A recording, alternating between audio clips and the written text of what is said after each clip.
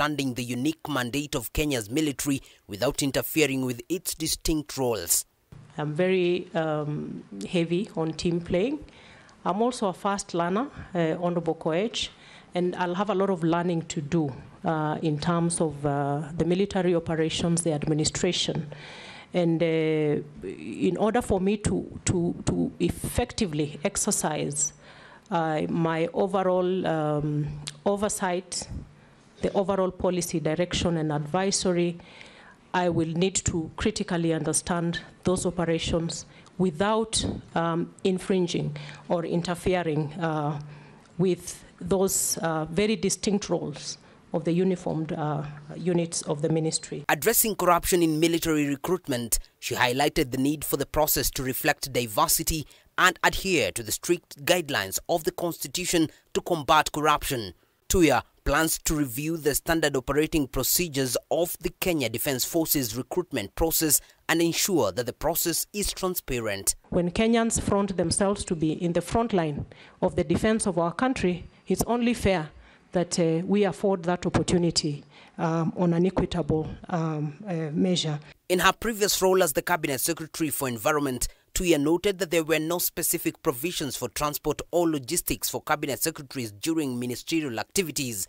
Tuya exonerated herself from opulence by members of the Cabinet, emphasizing the importance of critical oversight and proper utilization of funds to enhance the effectiveness of the defense sector. One of my mandates as CS upon confirmation is to assess and oversee the implementation of projects to ensure efficiency and proper utilization of funds, and with a close working relationship with the line committee of Parliament, these are issues that I should be able to address. While acknowledging that there is much for her to learn about military operations and administration, Tuya says among her priorities will be the modernization of military equipment to enhance the operation capabilities of the Kenya Defence Forces, ensuring they are well equipped to handle any threats to national security. One of my mandates is to assess the maintenance and to ensure efficacy and efficiency of this equipment, and I'm going to be very keen on that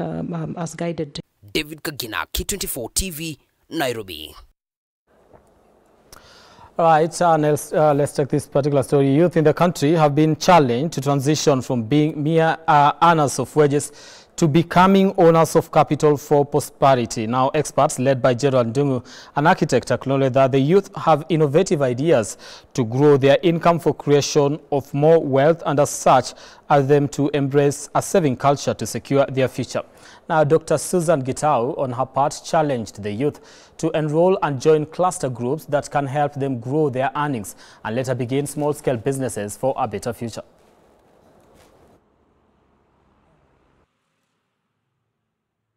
We are teaching them how to actually save.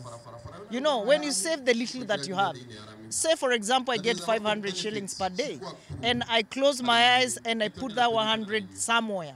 Tomorrow, that money and that proof that I can save, I can be given a loan and I can buy something that I want. So we are here to ensure that they don't just earn, you know, hand to mouth. We want them to know they are rich. And by the way, everyone is rich. You are as rich as you believe and as you think, and as literate as you are financially. I'm happy because of the security of the location, we've been able to get 1 or 2 investors, including Herencia.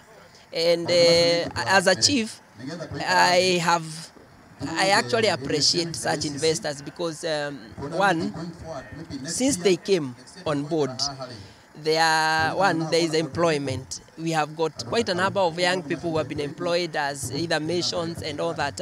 Naweza uliza serikali kupitia bwana chief aweze kusaidia. All right, now time to get into our conversation tonight here, try to make sense of the news today, and that has been the biggest story today. Of course, the process of vetting cabinet secretaries did begin today. We want to get into that in a quick one, just to make sense of what we experienced today, and in the coming days, what exactly should we expect.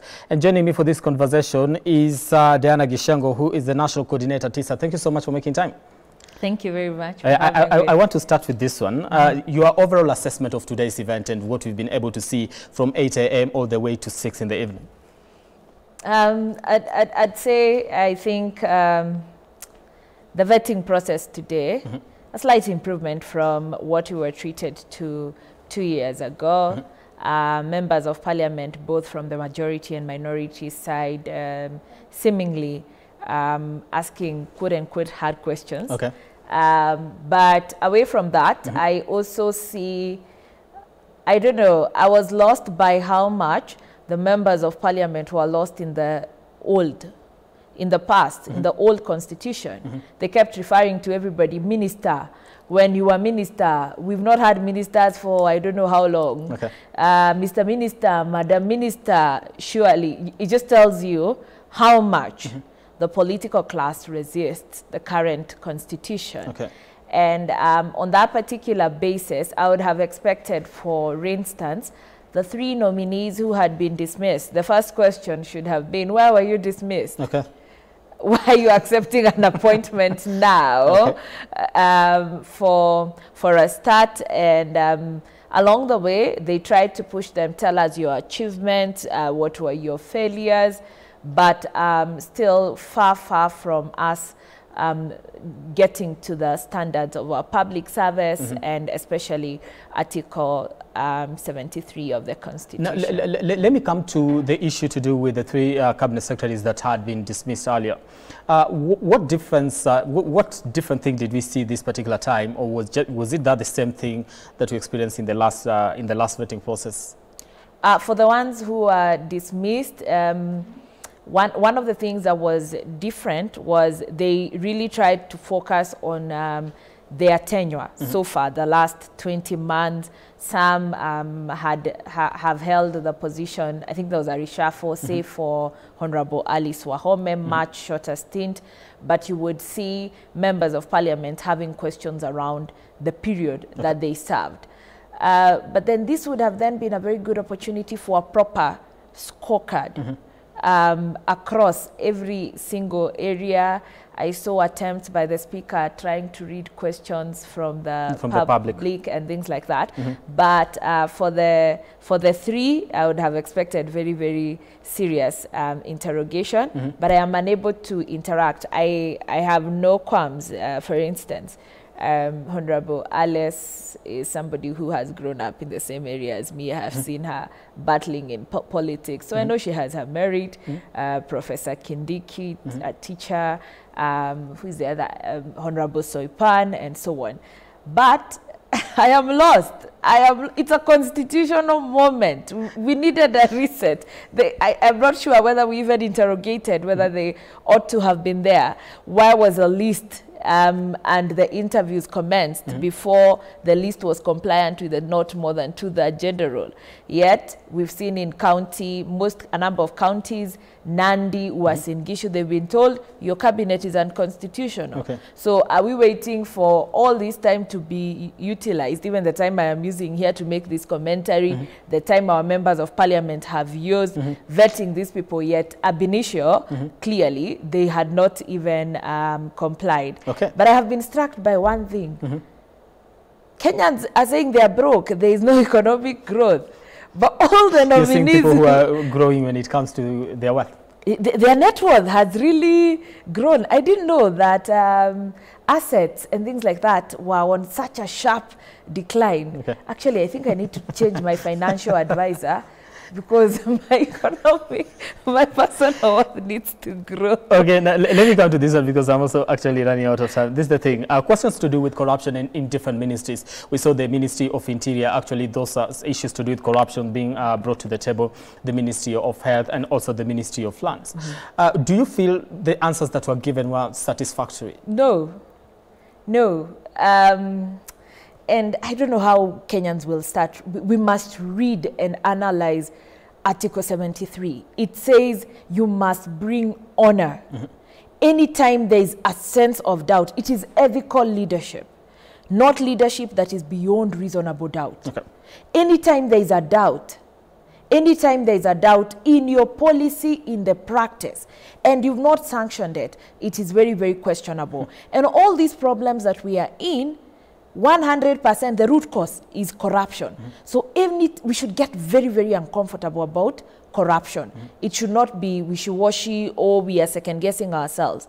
Every single problem, CBC, shift from NHIF to SHIF, the Ministry of Lands, and why we even have to, people are not getting titles, it boils down to corruption, greed and theft. So it ought to have been given a very, very high standard. And I don't know. I don't know what happened to the sense of honor. Let me come to the issue to do with issues, of course, with integrity.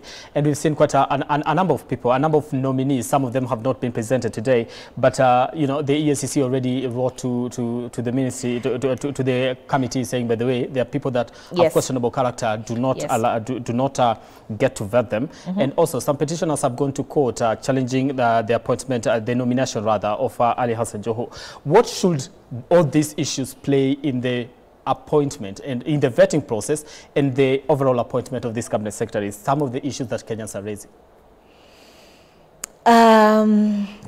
Let me just read.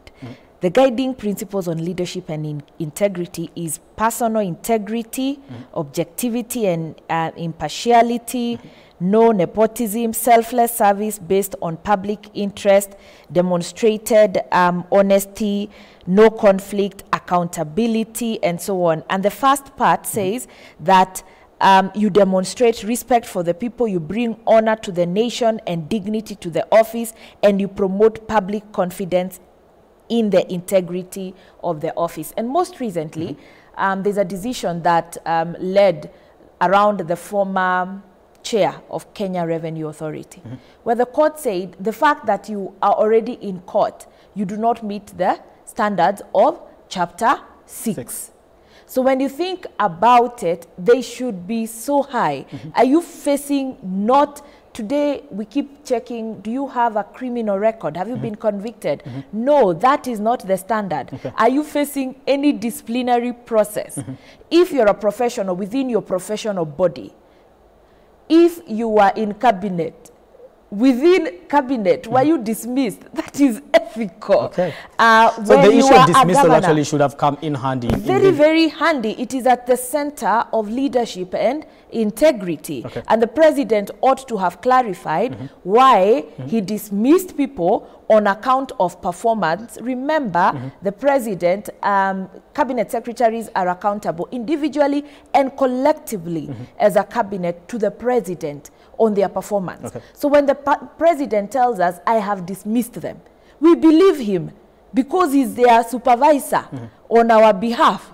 So now we are very confused because who was confused first in the dismissal process? It's extremely questionable. All these people who are governors and they are still pending investigations, whether by EACC audit queries, even audit queries should be heavy enough to warrant the level of ethical leadership. This is what we need to see moving forward. This is what Kenyans and Gen Zs led us in questioning. Why are you giving us people who we have to question, where we have to change our values and aspire? And you know, it does not even help that they are so wealthy. They are so wealthy.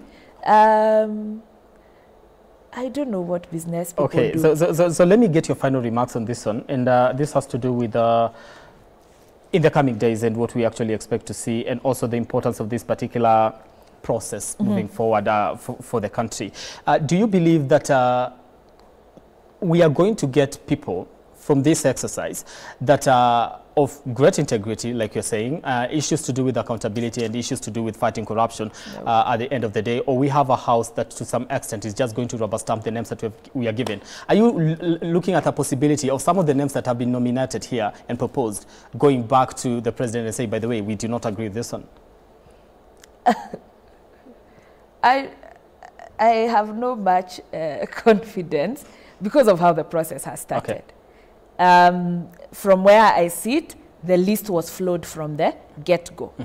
And Parliament has enough resources to interrogate the Constitution. It shouldn't be that they have to wait for Kenyans to go to court, stop them, even a year after, like happened with the Finance Act 2023, whereas they have enough resources and they live in Kenya, they know what is right and what is wrong. So based just on the fact that broadly when they constituted themselves, they never interrogated key constitutional questions, I have no confidence that they will do a good job in representing, providing oversight when it comes to the cabinet nominees. And the fact that now ODM and Kenya Kwanza have even come together to get super majority numbers. They want us to feel alienated, but we shall not relent. If they do not follow the constitution, all the way. Thank you so much, Diana Gishango, for your insights and trying to make sense of the event today, and whether there's hope when it comes to getting a cabinet that works for the people or works for the executive just alone. My name is Brian Amwai. We do want to take a break. When we come back, we'll be coming back with sports.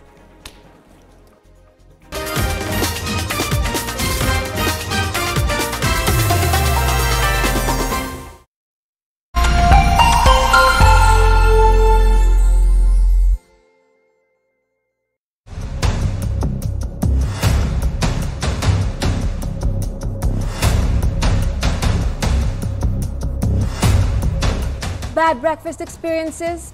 I get it. Morning Vibe is here to switch it